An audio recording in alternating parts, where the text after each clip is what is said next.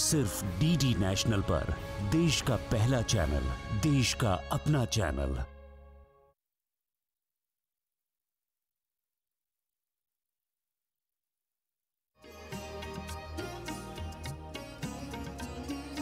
जज्बात में गहराई है, अल्फाज में दम है, शायर का असासा तो महज जोर कलम है, जीने का हुनर सबका जुदा है, तो बयां भी जितना भी सुनो देखो पढ़ो उतना ही कम है, उतना ही कम है। आने वाली नस्लें तुम पर रश्क करेंगी हम असरों, जब उनको ये ध्यान आएगा तुमने फिराक को देखा है। जी हाँ, मैं फिराक हूँ, रघुपति सहाय फिराक गोरखपुरी। मेरी पैदाइश 28 अगस्त 1896 को गोरखपुर शहर में हुई। मेरे वालिद मोहतरम मुंशी गोरख प्रसाद इबरत और मेरी वालदा गोरखपुर शहर के निहायत खुशहाल तालीम याफ्ता और बाइज़्ज़त श्रीवास्तव कायस्थ ख़ानदान से ताल्लुक़ रखते थे। मेरी वालदा मेरे वालिद मोहतरम की तीसरी बीवी थी। घर में किसी चीज़ की कमी नहीं थी। बचपन से ही बहुत तेज़ और ज़हीन था। सब लोग खुश थे। फिराक गोरखपुरी की इब्तिदाई तालीम उनके ख़ानदानी रिवाज के मुताबिक उर्दू में हुई। फिर अंग्रेज़ी तालीम हासिल करने के लिए उन्हें स्कूल भेजा गया। फिराक गोरखपुरी बचपन से ही बहुत ज़हीन और मेहनती थे। हर इम्तिहान में वो नुमाया कामयाबी हासिल करते रहे। 1913 में फिराक ने गोरखपुर हाई स्कूल से मैट्रिक का इम्तिहान पास किया और एफए करने के लिए इलाहाबाद चले गए। यहीं से उनकी ज़िंदगी में बहुत बड़ी तब्दीलियां रूनुमा हुई। हिंदुस्तान की जंग आज़ादी में शिरकत करने का जज्बा और सियासत में दिलचस्पी यहीं से शुरू हुई। शायरी का ज़ौक़ व शौक़ जो उन्हें अपने वालिद इबरत गोरखपुरी से विरासत में मिला था, उसे परवान करने का मौका भी इलाहाबाद की फ़िज़ाओं में ही मिला। 1920 में प्रिंस ऑफ वेल्स की हिंदुस्तान आमद पर गांधी जी की क़यादत में जो ज़बरदस्त मुज़ाहरा किया गया, उसमें फिराक ने भी शिरकत की और जेल भेज दिए गए। मुझे 1.5 साल की कैद मिली। मुझे और कैदियों के साथ आगरा जेल भेज दिया गया, जहाँ से 1 साल के बाद मुझे लखनऊ जेल भेज दिया गया। एक बार जेल में कुछ अखराजात के लिए मुझे रुपयों की ज़रूरत पड़ गई, तो मैंने कुछ मज़ामीन लिखकर मुंशी प्रेमचंद को भिजवा दिए। उन्होंने मुख्तलिफ रिसालों के पास वो छपवाने को दे दिए और उनसे मुझे रुपए मिल गए। जेल में अपने अच्छे चाल चलन की बुनियाद पर उनको जल्दी ही रिहा कर दिया गया। रिहा होने के बाद फिराक गोरखपुर आए और यहाँ से अपने आबाई घर, जो खिज़ा रसीदा चमन की तरह बर्बाद हो चुका था, वहाँ गए। उनके छोटे भाई तपेदिक के आर्जे में मुब्तला होकर इंतकाल कर गए थे। उस वक्त फिराक इतनी ज़हनी और इक़्तिसादी परेशानियों में मुब्तला थे कि वो ये फ़ैसला नहीं कर पा रहे थे कि वो क्या करें और क्या ना करें। उसी ज़माने में पंडित जवाहरलाल नेहरू गोरखपुर आए और मेरे मेहमान हुए। मैंने उन्हें अपना दुख दर्द कुछ नहीं बताया, पर सियासत आलम के कयाफा शनास ने बिना कुछ सुने ही सब जान लिया और फ़ौरन मेरे सामने एक तजवीज़ रख दी कि तुम ऑल इंडिया कांग्रेस कमेटी के अंडर सेक्रेटरी के तौर पर इलाहाबाद जाकर वहाँ के दफ्तर का कारोबार संभाल लो। ये बात सन 1923 की है। मैंने गोरखपुर को अलविदा कहा। कांग्रेस के सदर मौलाना मोहम्मद अली जौहर मेरे बारे में सुन चुके थे। कांग्रेस के एक जलसे में मेरी इंग्लिश ज़बान की एक रिपोर्ट को पढ़कर वो मेरी सलाहियतों के बारे में जान चुके थे। उन्होंने नेहरू जी की तजवीज़ पर फ़ौरन हामी भर दी। मैं गोरखपुर छोड़कर इलाहाबाद चला आया और 250 रुपया महीना की तनख्वाह पर ऑल इंडिया कांग्रेस कमेटी का अंडर सेक्रेटरी बन गया। इसी साल उन्होंने आगरा यूनिवर्सिटी से एमए की डिग्री भी हासिल की। फिर इलाहाबाद यूनिवर्सिटी में अंग्रेज़ी अदब के लेक्चरर की हैसियत से उनको अपनी पसंदीदा मुलाजमत मिल गई। फिर उसके बाद बकिया सारी ज़िंदगी उन्होंने इलाहाबाद यूनिवर्सिटी से वाबस्तगी में ही गुजारी। सब जानते हैं मेरी तमाम ज़िंदगी दरसो तदरीस में गुजरी है। बीए में हम लोगों को अंग्रेज़ी अदब पढ़ाते थे वो, और ख़ास तरीके से जो रोमांटिक्स का पीरियड था वो पढ़ाते थे। और मेरा आज भी ख्याल है कि उन जैसा उस्ताद रोमांटिक पोइट्री पर, अंग्रेज़ी की रोमांटिक पोइट्री पर मुझे नहीं मिला कभी। मैं खुद भी यूनिवर्सिटी में पढ़ाता रहा हूँ और जानता हूँ कि जिस तरह से जज्ब के आलम में वो पढ़ाते थे, शेली, कीट्स, वर्ड्सवर्थ ने, सबको मुश्किल है कि कोई उस तरह से डूब के पढ़ाए। सिर्फ किताबों के मानी बताना या खाली उसके वो पेश कर देना वो काफ़ी नहीं होता, बल्कि उसमें जो कैफियत है उसमें डूब के पढ़ाना, ये काम उस्ताद के लिए आसान नहीं होता। फिराक साहब वैसे उम्र तो उनकी काफ़ी हो गई थी, लेकिन भारी भरकम आवाज़ के आदमी थे, और इसलिए जब वो पढ़ाते थे तो हम लोग बस उन्हीं की तरफ देखते रह जाते थे। उन जैसा उस्ताद मैंने अंग्रेज़ी अदब में, मेरे उस्ताद सभी रहे हैं, मैंने अंग्रेज़ी अदब में भी मैं ज्वाइन किया नहीं। वो हमारे प्रोफेसर देव जो बहुत मशहूर अंग्रेज़ी के अदीब थे वो भी थे, लेकिन जो पढ़ाने में फिराक साहब के लुत्फ़ आता था वो मैंने किसी अंग्रेज़ी उस्ताद को नहीं देखा। फिराक साहब अपने शागिर्दों और दोस्तों से गुफ्तगू के दौरान अक्सर बड़ी बसीरत अफरोज़ बातें कह जाया करते थे। शायर ना हिंदू होता है ना मुसलमान होता है, वो ना यहूदी होता है ना ईसाई, ना वो पारसी होता है और ना वो बौद्ध। आप कहेंगे इसमें सच्चाई क्या है? अरे सूरदास और तुलसीदास ये हिंदू थे, एक कृष्ण का भक्त था और एक राम को पूजता था। हाँ, कबीर अलबत्ता अपना पता नहीं देते थे। मिल्टन और डांटे ईसाई थे, होमर और वर्जल इनका कुछ भी कह लीजिए, मगर शैले मुनकर था। एक वर्ड्सवर्थ वो अंग्रेजी चर्च से सुलह करके मर गया। फिरदौसी, सादी और हाफिज पर कुफ्र का फतवा मत लगाइए। और रहा उमर खय्याम, कौन जाने उसका मजहब क्या था। लेकिन बात तो उर्दू की हो रही थी। उर्दू के शायरों, खासकर गजल गो शायरों का मामला ही कुछ और है। उनका मजहब कुछ भी हो, वो खुद को काफिर ही कहेंगे। मैंने दुनिया भर की बेहतरीन शायरी पढ़ी है और उसकी रोशनी में मैं इतना ही कहूंगा, शायर का कोई मजहब नहीं होता, शायर का मजहब नहीं होता। अगर मैं आपके सामने ये अर्ज़ करूं कि हिंदुस्तान के वो कौन से शोरा हैं जो अपने मुल्क की आलमी पहचान बन गए, या वो शोरा जो अपने शहर की आलमी पहचान बन गए, तो फिराक गोरखपुरी का नाम सबसे पहले जहन में आता है, एक इलाहाबादी की हैसियत से मैं अगर देखूँ तो। फिराक गोरखपुरी की शायरी के कई मजमूए शाया होकर मंजर आम पर आ चुके हैं। गुले नगमा, गुलबांग, रूह, रूह बलागत, मशल और पिछली रात वगैरह, जिसमें से गुले नगमा पर उन्हें साहित्य अकेडमी अवार्ड तफवीज़ किया गया। कुछ अरसे बाद उन्हें भारतीय ज्ञानपीठ अवार्ड भी दिया गया। भारतीय ज्ञानपीठ अवार्ड हिंदुस्तानी अदबियात में दर्जा इम्तियाज़ रखता है। जोश और इकबाल नज़्म के शायर हैं और शायद फैज़ भी नज़्म के शायर हों।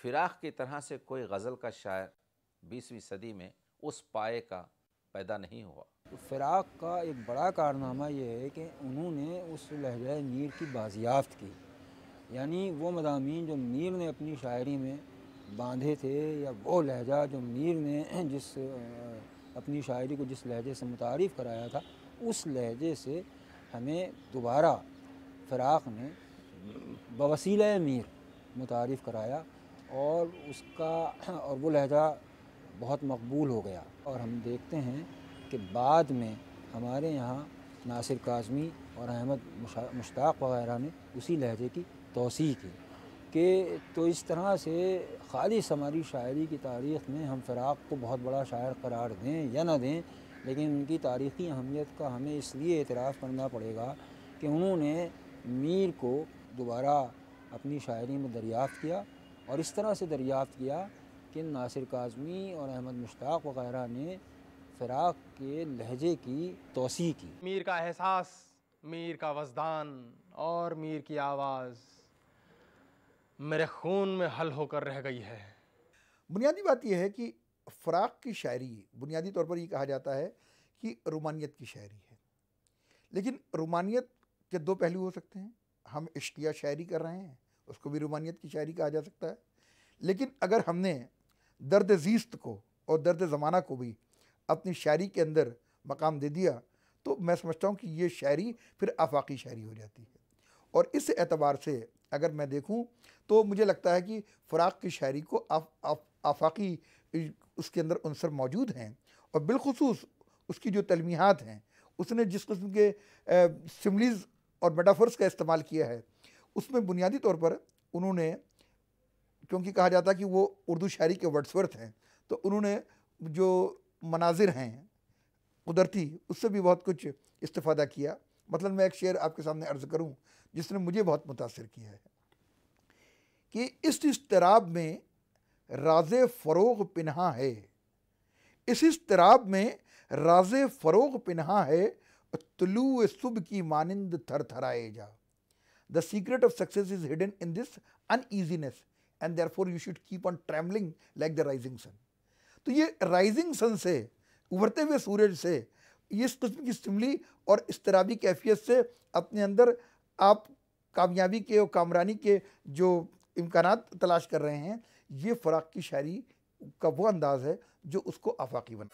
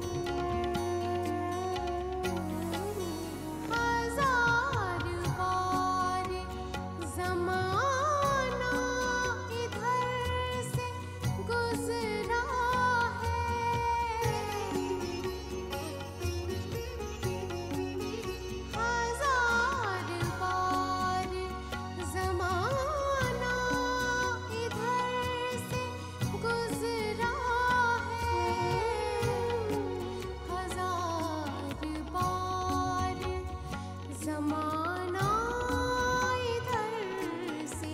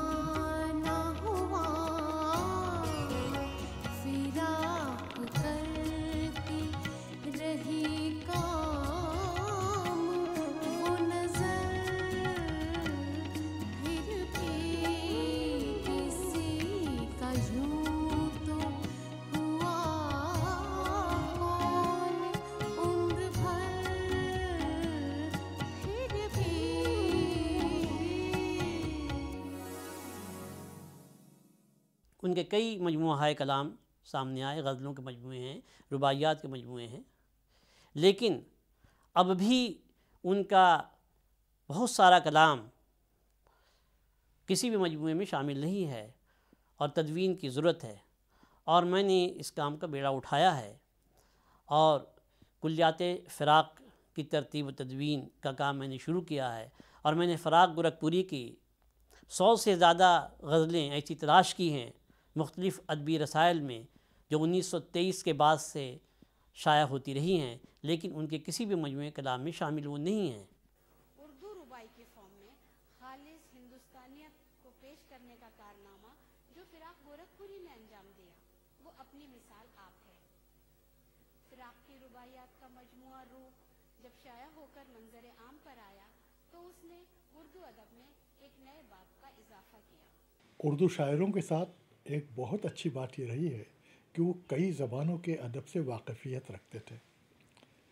मिसाल के तौर पर अमीर खुसरो, वो फ़ारसी ज़बान के शायर थे, हिंदवी ज़बान के शायर थे, लेकिन अरबी और तुर्की से भी वाकिफ़ थे और संस्कृत के अलावा हिंदुस्तान की और कई ज़बानों से वाकफ़ियत रखते थे।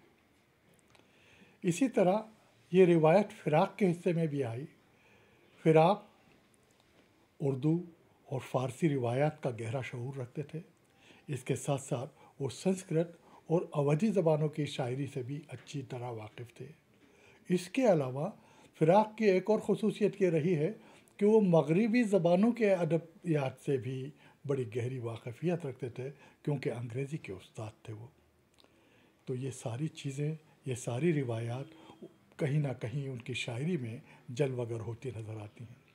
मिसाल के तौर पर जब उन्होंने रुबाई गोई शुरू की तो रुबाई में एक नया रंग व आहंग इस तरह से लेकर आए जो रूप की रुबाइयात में हमें नज़र आता है कि खालिस हिंदुस्तानियत, खालिस घरेलूपन, और इस तरह से वो जो रुबाइयात है, रूप की रुबाइयात, वो उनको शुरू से आखिर तक अगर आप पढ़िए तो उसमें संस्कृत रिवायात और अवधी की जो रिवायात हैं मकामी, वो रिवायात बहुत बेहतरीन तरीक़े से उसमें जलवागर हमें नज़र आती हैं।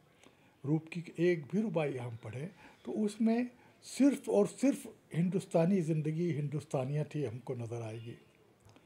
फ़िराक गोरखपुरी की गज़लों के साथ ये बात नहीं कही जा सकती, क्योंकि उसमें हिंदवी और फ़ारसी दोनों रिवायात जो है इस तरह से बाहम दिगर मिल गई हैं कि उनकी अलग से शनाख्त करना मुश्किल है। बहरहाल वो गंगा जमनी तहज़ीब के एक बड़े नुमाइंदा थे। गंगा जमनी तहज़ीब के एक बड़ा नुमाइंदा होने के साथ साथ फ़िराक गोरखपुरी एक बेहद खुशनसीब इंसान थे, एक खुशनसीब शायर थे कि उन्हें अपनी ज़िंदगी में ही बेइंतहा शोहरत मिली, दौलत मिली, खुशहाल ज़िंदगी उन्होंने बसर की और उनको बड़े बड़े इनामात और इकरामात से नवाजा गया। साहित्यिक एकेडमी अवार्ड गुल नगमा पर उन्हें मिला और इसके बाद कई इनामात और इकरामात से गुज़रते हुए हिंदुस्तान का जो सबसे बड़ा अवार्ड है भारतीय ज्ञानपीठ, वो भी फ़िराक गोरखपुरी के हिस्से में आया। उर्दू के एक शायर थे यास यगाना चंगेज़ी। यास यगाना चंगेज़ी किसी भी शायर को खातिर में नहीं लाया करते थे, लेकिन आखिरी उम्र में उन्होंने कहा कि मैं इस दुनिया से जाते जाते गज़ल की सिन्फ़ फ़िराक गोरखपुरी के सुपुर्द करके जा रहा हूँ। और फ़िराक गोरखपुरी की शायरी को पढ़ते हुए हमें एहसास होता है कि गज़ल की सिन्फ़ उन्होंने बिल्कुल सही हाथों में सही शख्स को सौंपी थी।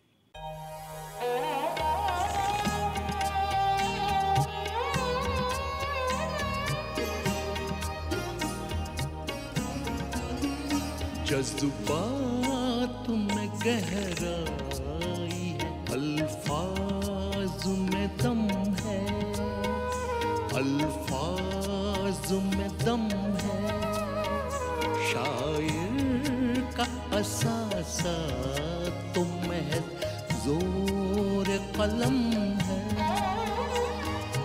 जोर कलम